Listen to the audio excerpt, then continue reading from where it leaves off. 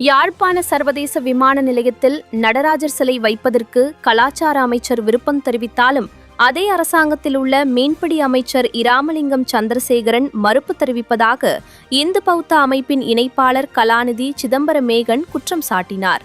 விமான நிலையத்தில் வைப்பதற்காக கொண்டுவரப்பட்ட நடராஜர் சிலை நாக விகாரைக்குள் ஒளித்து வைக்கப்பட்டிருப்பதாகவும் யாழில் நேற்றைய தினம் சனிக்கிழமை இடம்பெற்ற சங்கிலி மன்னனின் 407வது சிராத்த தின நிகழ்வில் கலந்து கொண்டு உரையாற்றும் போது தெரிவித்தார். மேலும் தெரிவிக்கையில், லண்டனில் இருக்கும் அன்பர் ஒருவர் யாழ்ப்பாண விமான நிலையத்தில் வைப்பதற்காக நடராஜ சிலையை அனுப்பியிருந்தார். அதனை வைப்பதற்கான முயற்சிகளை நானும் யாழ் பல்கலைக்கழக பேராசிரியர் மற்றும் விகாராதியுடன் இணைந்து முயற்சி மேற்கொண்டோம். கலாச்சார அமைச்சர் விருப்பம் தெரிவித்த நிலையில் மத முரண்பாடு வந்துவிடும் என அமைச்சர் இராமலிங்கம் சந்திரசேகரன் சிலையை வைக்க விடாமல் தடுக்கிறார். இந்த நிலை தொடர்வதால் விமான நிலையத்தில் வைப்பதற்காக கொண்டுவரப்பட்ட நடராஜர் சிலை நாக விகாரைக்குள் ஒளித்து வைக்கப்பட்டிருக்கிறார். ஆகவே இந்த விடயத்தை சம்பந்தப்பட்டவர்கள் கருத்தில் கொண்டு நடவடிக்கை எடுக்க வேண்டும் என மேலும் தெரிவித்தார். பாராளுமன்ற உறுப்பினர் நாமல் ராஜபக்ஷ 2029 மீண்டும் ஆட்சிக்கு வருவார் என்று பாராளுமன்ற உறுப்பினர் ராமநாதன் அர்ச்சுனா கணித்துள்ளார். நாட்டின் தற்போதைய போக்கின் மீது மக்களுக்கு ஏற்பட்டுள்ள அதிருப்தி காரணமாக வாக்காளர்கள் மீண்டும் ராஜபக்ஷக்களை அரசாங்கத்திற்கு கொண்டுவரக்கூடும் என்று அவர் வாதிட்டுள்ளார்.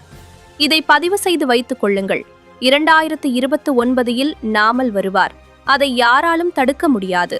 நாமல் ஆட்சிக்கு வரவேண்டும் என்ற தனிப்பட்ட விருப்பம் எனக்கு இல்லை. ஆனால் நாடு இருக்கும் நிலையை பார்த்தால் மக்கள் அதை மீண்டும் ராஜபக்ஷக்களிடமே ஒப்படைப்பார்கள் என்று அவர் கூறினார். ஊடகவியலாளர்களிடம் பேசிய ராமநாதன் தற்போதைய எதிர்க்கட்சியையும் விமர்சித்தார். ஒரு திறமையான எதிர்க்கட்சி தலைவர் வலுவானவராகவும் வெளிப்படையாக பேசக்கூடியவராகவும் இருக்க வேண்டும் என்று அவர் கூறினார். எங்கள் எதிர்க்கட்சி தலைவர் சஜித் பிரேமதாசவிடம் உள்ள பிரச்சனை என்னவென்றால் அவர் மிகவும் மென்மையானவர். நீங்கள் எதிர்க்கட்சியில் இருக்கும்போது பூங்கொத்துகளை வீச முடியாது, செங்கற்களைத்தான் வீச வேண்டும் என்றார். நாட்டில் தற்போது வலுவான எதிர்க்கட்சி தலைவர் யாரும் இல்லை என்றும் அவர் உரிமை கோரினார். நாடாளுமன்ற உறுப்பினர் சாமரசம்பத்தின் பேச்சுத்திறனை பாராட்டிய அதேவேளை தலைவருக்கு தேவையான ஏனைய குணங்கள் அவரிடம் இல்லை என்றும் ராமநாதன் குறிப்பிட்டார்.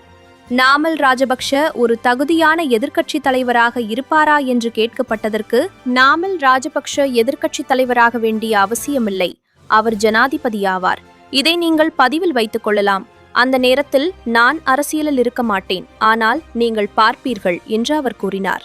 இந்தியாவின் நடிகர் மற்றும் அரசியல்வாதியான விஜய் ஜோசப்பின் அரசியல் எழுச்சி குறித்து தான் முன்னர் கணித்தபோது தன்னை பைத்தியம் என்று மக்கள் ஒதுக்கியதாகவும், ஆனால் பின்னர் அவர் தேர்தல் வெற்றியை பெற்றதாகவும் ராமநாதன் மேலும் தெரிவித்தார்.